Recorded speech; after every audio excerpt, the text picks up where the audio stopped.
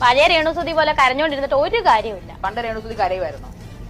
സൂചേട്ടൻ മരിച്ച സമയത്ത് കരയുമായിരുന്നല്ലോ. ഇപ്പോ ഇങ്ങനൊരു റീൽസ് വഴി വൈറലാകുന്നില്ല, അല്ലെങ്കിൽ കുറച്ച് വൈറലായി കുറെ അവസരങ്ങൾ നഷ്ടപ്പെടുന്നു.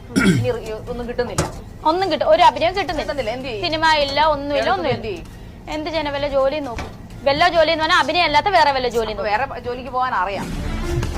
ഈ അമ്മായിനോടൊപ്പം ഞാനിവിടെ ഒരു കാര്യം കൂടെ ചോദിച്ചാൽ, ഈ നീല ഷർട്ടിട്ട് ഈ ഒരു അമ്മായിനോട് നിങ്ങൾക്ക് എത്തപ്പോ വേറെ പണിക്ക് കൂടെ അപ്പൊ നിങ്ങൾക്ക് വേറെ പണിക്ക് പോകാൻ ഇവിടെ പറ്റൂല?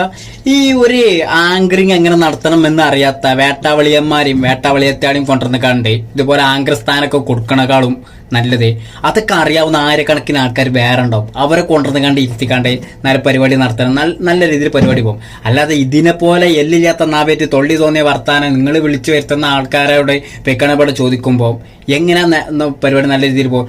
അത്യാവശ്യം ഒരു മാന്യമര്യാദക്കുള്ള ചോദ്യങ്ങളല്ലേ ഇവിടെ ചോദിക്കേണ്ടത്. ഇതൊക്കെ എന്ത് തെണ്ടിത്തര കോപ്പിയിലെ ചോദ്യങ്ങളാണ് ഇതൊക്കെ ചോദിക്കണത്? എന്ത് തെണ്ടിത്തരാണ് അതൊക്കെ? ഇങ്ങനെയൊക്കെയാണോ നിങ്ങൾ വിളിച്ചു വരുത്തുന്ന ആൾക്കാരോട് സംസാരിക്കേണ്ടത്? ഇതാണ് ഞാൻ പറഞ്ഞത്. അറിയാവുന്ന ആൾക്കാരെ പിടിച്ചുകൊണ്ട് കൊണ്ടുവന്ന് നിർത്തിയാൽ പരിപാടി നല്ല രീതിയിൽ പോകും. ഇല്ല എന്നുണ്ടെങ്കിൽ 8 നിലയിലല്ല 18 നിലയിൽ ഈ ഒരു പരിപാടി ഇവിടെ പൊട്ടിപ്പോകുമെന്ന് ഇത് നടത്തുന്ന ഡയറക്ടറിനോട് ഇവിടെ പറയണേ.